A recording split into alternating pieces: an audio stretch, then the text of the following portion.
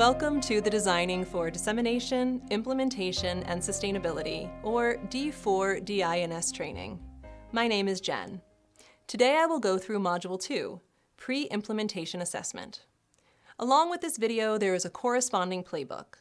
Please refer to it for the additional information and resources to help you design your intervention for dissemination, implementation, and sustainability.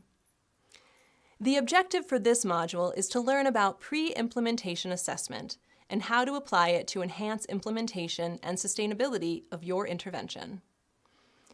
As a reminder, the D4DI&S is a multi-component implementation strategy bundle that includes the 4 components illustrated here. This module is about Component 2, Pre-Implementation Assessment. Now, let's dive in. First, what is pre-implementation assessment?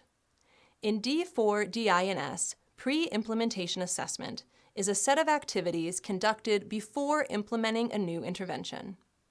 These activities focus on engaging key partners to ensure their buy-in and support in implementing a new intervention, as well as on understanding the local context, processes, and needs of the implementation setting. The results of the pre-implementation assessment will help us understand how to make changes, if needed, to ensure the intervention fits the needs and priorities of the implementation setting. Pre-implementation assessment also helps identify implementation strategies that align with the local context and needs.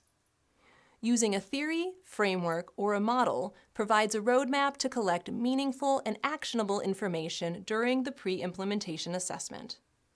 From our previous work, we recommend using PRISM, or Practical, Robust Implementation and Sustainability Model. PRISM helps to specify key contextual factors that influence successful implementation. It also identifies how well the new intervention aligns with the local setting.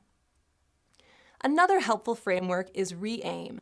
It identifies key outcomes relevant to intervention implementation: reach, effectiveness, adoption, implementation, and maintenance. It also guides implementation and evaluation of new interventions. Now that you know about the benefits of using PRISM and RE-AIM, let's take a closer look.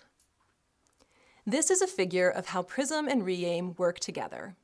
The top section includes PRISM contextual factors, perspectives on the intervention from different levels and sectors, for example, perspectives of providers and patients. External environment, factors like policies, guidelines, and norms that would be relevant and important to the new intervention. Partner characteristics from multiple levels to ensure representativeness of key people and perspectives. Implementation and sustainability infrastructure helps with better alignment of a new intervention with available resources and processes. Once we understand the context, we can modify the new intervention to ensure better fit, as well as select relevant implementation strategies to ensure impact on important outcomes. These are categorized as RE-AIM outcomes, listed at the bottom: reach, effectiveness, adoption, implementation, and maintenance. Next, let's talk about how to collect meaningful and actionable data during the pre-implementation assessment.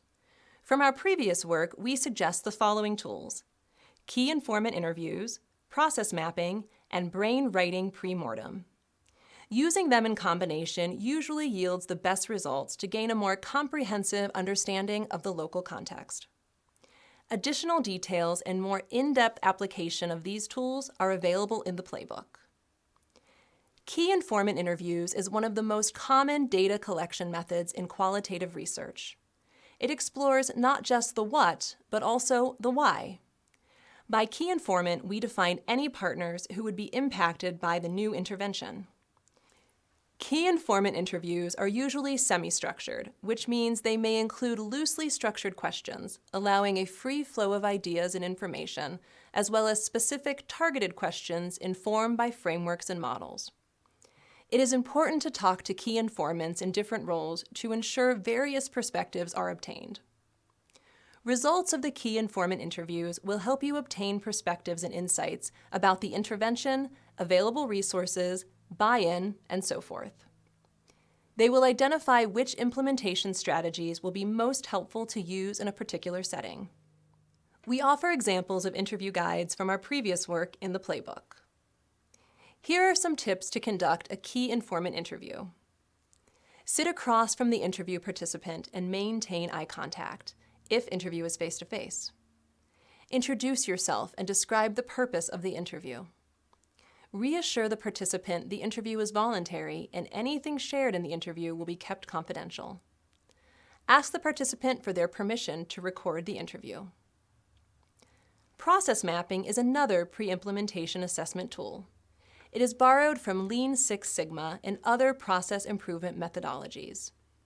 Process mapping involves creating a visual diagram of the process of interest through observing process steps in their sequence, identifying the roles involved, and specifying process inputs and outputs. Process mapping is helpful to understand the process of interest from the perspectives of the staff involved. When creating a process map, it is important to talk to as many different people involved in the process as possible to create a preliminary process map. Observe staff members doing their routine process tasks. Take notes on each task, such as how long it takes to complete and anything that helps or hinders their process. Gather staff members and present your findings. Ask the group for their feedback and their help to finalize the process map. Brainwriting pre-mortem is a tool to facilitate brainstorming and generating ideas in a safe space. We used it in our own quality improvement interventions to identify real and potential barriers to implementation. We found it to be a suitable strategy to engage partners while allowing time and space for all group members to participate and share their ideas. Results of the brainwriting pre-mortem are helpful to identify potential barriers and implementation pitfalls and allow to make necessary changes to your intervention to ensure successful implementation. To conduct a brainwriting pre-mortem session, you want to do the following. Invite all relevant partners to participate in a meeting specifically for this exercise. Prepare and gather materials before the meeting, such as loose paper and writing utensils for all participants. At the start of the meeting, explain the purpose of the exercise and ask participants to imagine that the new intervention has been running for about a year and then it fails. Ask the participants to write down specific reasons why the intervention failed. After about 5 minutes, or when run out of ideas, put your paper in the middle of the table. Then, grab a page written by someone else, read through it, and see if it prompts any more ideas. If so, add them to the page. The activity can go on for about another 10 minutes or until all participants stop writing. We collect these ideas to help us identify potential problems that can be addressed prior to implementation. Please see the playbook for more information. In summary, pre-implementation assessment is useful because it can enhance implementation and sustainability of your intervention through understanding of important local contextual factors. In this module, we presented PRISM, a model to guide pre-implementation assessment. We also discussed the 3 tools to help you collect meaningful and actionable data: key informant interviews, process mapping, and brainwriting pre-mortem. For additional information, please refer to the playbook. Thank you for your time.